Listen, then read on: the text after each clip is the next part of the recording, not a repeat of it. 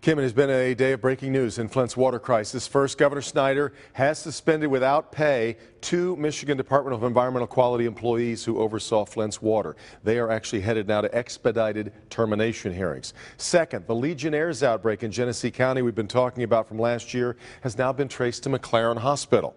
Now late night tonight, the state says it is going to continue to ask the federal government for more disaster relief money in addition to the $80 million President Obama has already pledged to the city. As several of these investigations continue to unfold, people in Flint are trying to go about their lives, but that now includes, in many cases, stopping by water pickup centers on a Friday night. Mara McDonald live in Flint tonight with how folks are holding out hope for things getting better soon. Mara? You know what, Devin? I want to show you something. Take a walk with me. We're in downtown Flint, and you would think that after everything these people have been through, that you'd have nothing but tumbleweeds going down here. But take a look. Parking is full, businesses are open, people are out and about, and you might be surprised how many people are not ready to give up on this town.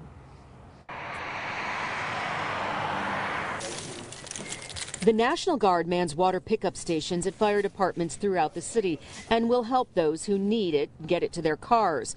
Business was pretty brisk, even close to 9 o'clock. While everybody here wonders what's actually coming out of their taps, you'd be surprised how many people in Flint aren't ready to throw the towel in. I'm hopeful because this is my home. I'm hopeful because I was born and raised here. I know what Flint is about. For 58 years, I've lived my life here. Artie Tyler is a retired teacher. She had many opportunities to move on. She never took them, and she's not going to now. The $80 million coming from the federal government makes her believe there can be a better ending to this story. I know, I don't care who it is, nobody can stay down always. Nothing and nobody. Everything is a full circle. Everything and everybody's going to have a valley experience. But to rise back up, I've always believed it, and it's going to happen. I have no doubt. Back here live, Artie isn't the only one who hopes that that's going to happen. Meanwhile, while the people here cope with their day-to-day, which includes a whole lot of bottled water, you have multiple investigations into what happened here ongoing. And the governor has called in some outside public relations help from 2 firms to try and get over the mess. We are live in Flint tonight. Mara McDonald, Local 4. All right, Mara. Well, there is an intersection of sorts in the Flint water crisis and the Detroit Public Schools crisis, and that is DPS Emergency Manager Darnell Early, who's the former emergency manager of Flint. And with that controversial entanglement, some are calling for him to step down from DPS, and that now includes Congresswoman Debbie Dingell.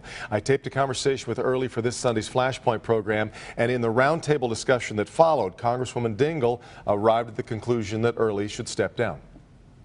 Way he's going to be effective in the job that he had in the current situation, and he should not make the governor have to. People need to know when they can be a success in a job that they had, and he cannot succeed given these current circumstances. I agree. And he should just resign and take the pressure off of everybody. In my conversation with Early, he defended the progress he's made at DPS.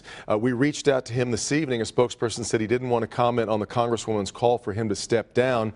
They said only that the only thing that he's worried about is the continued transformation of Detroit Public Schools and the education of its students. Be sure to join us. The full conversation with both Early and the roundtable on DPS and the Flint water crisis. It's Flashpoint Sunday morning at 10 right here on Local 4.